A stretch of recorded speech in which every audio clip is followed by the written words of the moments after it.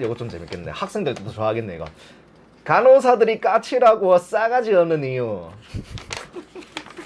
발음이 방금 좀 싸가지가 없었나? 요거 있는데 간호사들이 까칠하고 싸가지 없는 이유. 이 주제에 대해서 어느 정도 맞는 말이라 생각하시나 아니면 그러니까 간호사는 싸가지가 없다? 네. 약간 좀 말을 바꿀게요. 간호사는 때때로 싸가지가 없어진다라고 볼게요. 그런 걸 어디서 느꼈나요? 제가 생각해보니까 저도 제 입으로 저는 예의가 바릅니다, 친절합니다 라고 얘기를 하지만 좀 그런 게 있어요. 저도 사람인지라 저를 존중하는 사람한테 저도 존중을 주고 싶어요. 근데 응급실은 특성상 저를 뭐 그런 거 겨를 없이 내 아픈 게 최고고 왜 빨리 안 해주느냐 이렇게 좀 급성기 환자들이 좀 그렇게 나올 수 있어요. 그거를 충분히 이해해주고 공감을 해줄 수 있는 게 응급실 간호사의 어떤 역량 중에 하나라고 봐야 돼요. 그 정도는 안고 가는. 그런데 이걸 넘어버리는 사람들이 있죠. 비아냥에서 시작된다. 저 같은 경우에는 뭐 제가 뭐 어떤 설명을 해요. 하는데 막 불만을 막 토해. 근데 명찰을 보니까 간호사야. 간호사라? 아씨, 또 의사인 줄 알았네. 뭐 이런 식으로 얘기를 하는 사람들이 있어. 그래서 한 달에 내가 너무 화가 나는 거야. 제가 왜 화가 났냐면은 남잔데 의사가 아니라 간호사야? 라고 생각하는 이런 꼰대적인 마인드인 사람이 나한테 그런 말을 할 자격이 있는가? 약간 좀 이런 생각이 들면서 좀 짜증이 나더라고. 그래가지고 그때는 저도 좀 싸가지. 이 영상을 보시는 분들의 의견이 궁금해요. 저희는 이제 같은 동업자리 하니까 간호사들이 조금 그런 싸가지가 없는 그런 면모를 좀 종종 보긴 하잖아요. 근데 환자로 오는 일반인들 같은 경우에는 이제 이런 걸 자주 접하지 못하잖아요. 근데 그렇죠. 대중들의 인식에는 또 그런 배경이 좀 깔려 있는 것 같아요. 간호사들이 좀 싸가지가 없다. 왜냐면은 생각을 해보면은 우리가 병원에 1년에 몇 번 갈 그게 일이 잘 없어요. 특히나 이렇게 응급실 같은 경우에는 몇 번 갈 일이 없어요.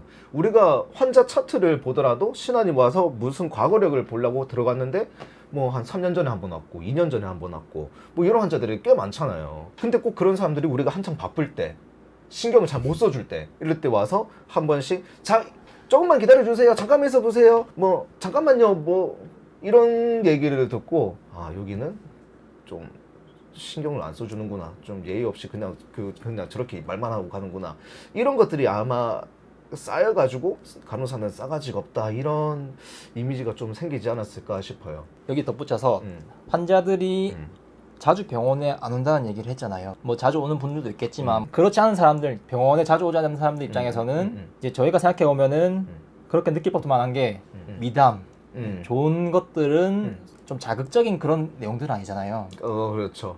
그리고 좀 싸가지 있고 구는 걸 이런 건 조금 그거에 비하면 자극적이잖아요. 조금 더 자극적인 게 오래 남고 이런 말도 있잖아요. 100번 잘한 것보다 한 번 잘못하면은 그걸로 좀 이미지가 그렇지. 이렇게 망가진다, 그런 얘기도 있듯이 이런 자극적인 게 조금 더 각인이 되지 않았나.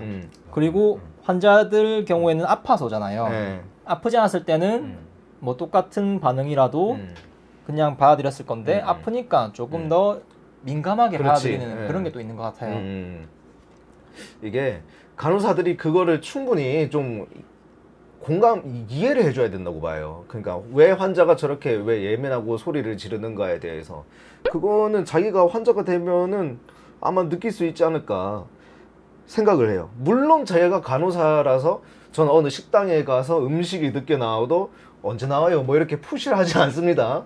그 액팅 식당 아주머니의 그 심정을 알 것 같기 때문에 푸시를 하지 않아요. 같은 직장인의 범주에서. 특히나 경상도 말은 좀 억세잖아요. 내가 얘기했을 때는 그냥 얘기했는 건데 받아들이는 입장에서는 그게 또 억세게 들렸을 수도 있을 거라는 생각이 들어요. 나도 경상도 말 사투리 쓰지만 최대한 저는 좀 부드럽게 하려고 노력을 해요. 혹시나 그 사람한테 좀 강하게 들렸을까 봐 싶어서. 그걸 떠나서 좀 싸가지 없어 보이는 애들이 있어요, 후배들 중에. 그러지 마라. 저 사람들이 너 힘든 거 알 턱이 있냐. 그렇죠. 자기 아픈데 너 힘든 거 알 턱이 있냐고. 그리고 저 사람이 간호사가 아닌 이상 이 시스템을 잘 모른다. 저 사람들은 우리가 밥을 먹었든 안 먹었든 동정심을 줄 사람들이 아니다. 아파서 왔는데. 그렇기 때문에 넌 그 환자의 그 마음과 생각을 이해를 해줘야 된다. 그리고 저 사람은 너를 신경 써주지 않는다. 그렇다고 해서 우리가 저 사람한테 우리 바쁜데 왜 그딴 걸 왜 자꾸 푸시하십니까?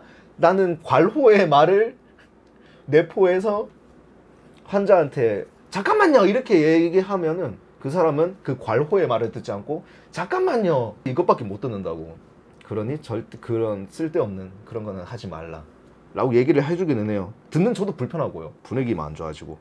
그런 사람들한테는 저는 이렇게 얘기해 주고 싶어요. 사무적으로만 응대해줘라. 그러니까 사무적으로 하면은 엄청 딱딱하고 조금 불친절하다는 그런 느낌이 들 법도 하거든요. 저는 여태까지 사무적으로 돼 있다 생각해요. 인원도 걸린 적도 없고 뭐 싸가지 없다 소리 들은 적도 없고 뭐 뒤에서 뭐 그런 싸갑다 소리 했는지 모르겠지만 뭐 그런 거 걸린 적은 없어요. 일단은 이제 이야기만 듣고 그게 아니다 생각하는 사람도 있을 수 있는데 상담원 S센터 직원, 콜센터 직원 응대가 친절하다 이런 느낌 받잖아요. 근데 알고 보면은 그 사람들도 사무적으로 대하고 있는 거예요.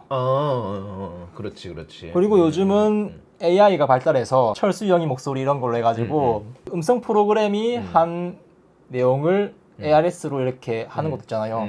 그것도 어떻게 보면은 사무적인 어투예요. 그렇지. 전혀 불친절하지 않거든요. 답답할 뿐이지. 1번 뭐 응급실 1번 아씨 나는 됐고 상담원 빨리 연결 몇 번인지 궁금한데 8번 이렇게 하고 있으면 답답해 뛰시겠어. 빨리 감기가 있는 것도 아니고.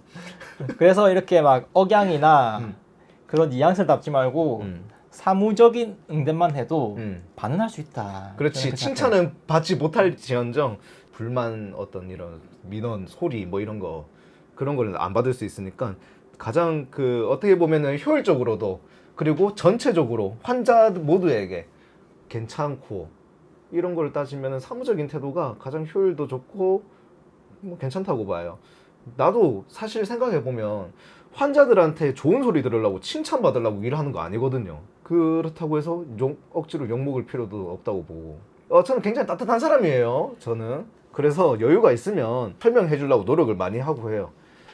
근데 그때는 감사합니다 선생님 너무 친절하게 설명해 주셔서 감사합니다. 그러면 이제 농담식으로 그러면 홈페이지 들어가서 칭찬 글 한 번만 이런 얘기를 하긴 하는데 한 번도 안 써주시더라. 뭐 그래서 뭐 칭찬 받겠다 뭐 좋은 소리 듣겠다 뭐 이런 건 욕심은 버린 지가 굉장히 오래되었고 욕은 먹지 말자 최소한. 일이 바빠서 그래서 약간 좀 그렇게 나올 수가 있어요. 하지만 이해를 해달라는 얘기는 아니에요. 저는 어떤 인성적인 문제도 분명히 있다고 보거든요. 그 아무리 바빠도 어떻게 뭐 사무적으로 얘기를 한다든지 아니면 좀 이해를 해달라 사과를 한다든지 물론 사과할 필요는 없지만 뭐 그런 얘기 설명을 잘해주는 간호사가 있는 반면에 잠깐만요 제가 이거 하고 있잖아요 잠깐 시간 기다려주세요 저희 먼저 온 사람이 있어가지고요 잠시만요 이렇게 해버리면은 사실 듣는 저도 기분 나쁠 것 같아요. 앞서 말한 것처럼 환자들은 우리 힘든 거 생각 안 하거든. 방금 전처럼 이렇게 좀 톡식한 그런 어투를 쓰는 사람들이 저 왜 그런지 생각해 봤는데 어떤 결론을 도출해야 되는데 친절하게 해도 되고 불친절하게 해도 되고 그래도 똑같은 결론에 도출돼요. 똑같은 결론에 도달되고 친절하게 하는 거는 뭐 어떤 미사역을 또 쓰기도 하잖아요.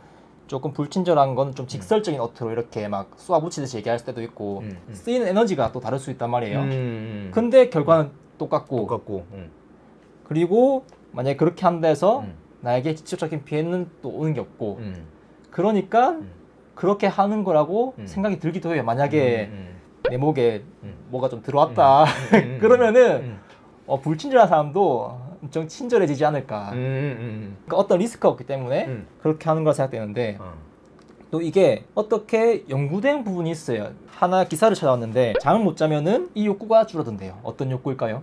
성욕? 저도 처음에는 제목만 보고 그렇게 생각했어요. 요새 기사 제목도 상당히 어그로 잘 끌어요. 위키트리인가? 중앙에서 나온 건데 수면 시간이 부족하면은 타인을 돕고자 하는 이타적 욕구가 줄어든대요. 만성적인 수면 부족이 사회적 유대를 해치고 사회를 형성하는 이타적 본능을 못 이게 한다는 연구 결과를 발표를 했대요. 뭐 일단 실험 참가자는 160명, 솔직히 좀 표본이 작긴 하잖아요. 160명 하면은. 그렇지만 작아도 저는 상관없다고 생각해요. 왜냐하면은 저희가 피곤할 때 남을 돕고자 하는 욕구가 줄어들잖아요. 그렇지. 피곤하면은 만사가 귀찮다, 쉬고 싶다, 누굴 도와주고 싶지 않다.